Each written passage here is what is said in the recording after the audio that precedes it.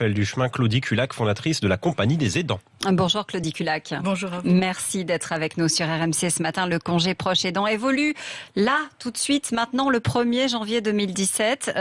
Les salariés qui ont un proche malade ou âgé ou handicapé pourront désormais bénéficier de ce congé. La nouveauté, c'est que le concept de proche est élargi. Ça n'est plus seulement le mari, la femme, le fils, la fille qui pourraient être considérés comme aidants. Ça, c'est une vraie étape, un vrai point positif pour vous.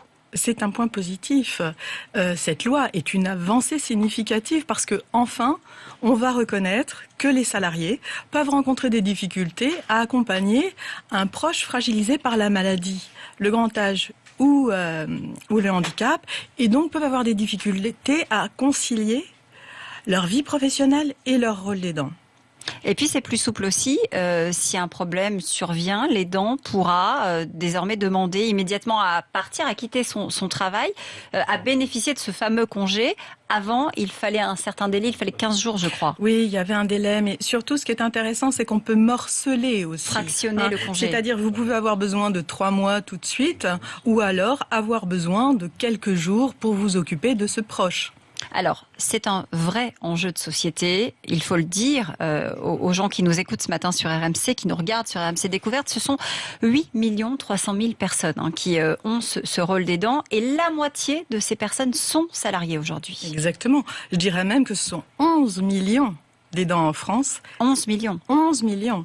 Et c'est plus de 4 millions de salariés qui s'occupent d'un proche fragilisé et qui doivent jongler entre toute leur vie.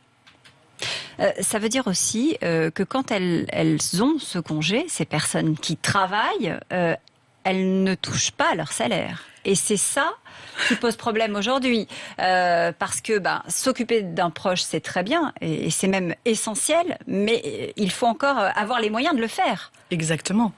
Alors, la solidarité familiale dont vous venez de parler, elle est remarquable en France. On n'en parle pas assez. Mais c'est à notre société aujourd'hui d'être solidaire et de soutenir les aidants. Et effectivement, moi, ce qui me gêne, c'est ce congé non rémunéré. Qui aujourd'hui n'a pas besoin de son salaire. Il faut avoir gagné au loto. Donc je veux dire, les aidants qui rencontrent déjà tellement de difficultés, si en plus de ça, ce congé n'est pas rémunéré, c'est pas possible. Ils ne le prendront pas de toute façon. Comment faire après pour assumer ses responsabilités, les dépenses Comment vous avez fait, vous, Claudie Culac ? Oh là, long parcours, des années à m'occuper d'une tante âgée handicapée, à jongler justement entre toutes mes vies de femme, mes vies de mère, mes vies d'entrepreneur, un père atteint de la maladie d'Alzheimer, dont j'ai été tutrice. La question de l'argent, la question financière s'est posée à un moment ? Évidemment, elle s'est posée tout au long de ces accompagnements. Moi, j'avais une tante qui avait 700 € de retraite, d'accord ? 700 € d'appart et 1400 € de frais de service à la personne. Ça vous donne une idée comment faire pour manger. Heureusement, elle avait des économies qu'on a utilisées pour financer sa dépendance. Jusqu'à la dernière, je suppose. Ah, mais vraiment, on est en train d'ailleurs de s'appauvrir. Ensuite, si vous me permettez, un père à l'aide sociale. Donc les 3 enfants ont été obligés à alimentaire. Donc encore une fois, la solidarité familiale qui a joué avec donc mon frère, ma sœur, ma belle-mère, on s'est tous mobilisés pour pouvoir financer la maison de retraite. Donc vous voyez les difficultés que rencontrent les aidants. Alors justement, comment fait-on aujourd'hui ? À qui on demande de créer ce congé rémunéré ? Est-ce que c'est possible, franchement? Écoutez, moi je vais vous dire, j'envoie un message, j'en profite ce matin. Nous sommes un collectif d'associations. Vous savez que le 6 octobre, c'est la journée nationale des aidants. Donc pour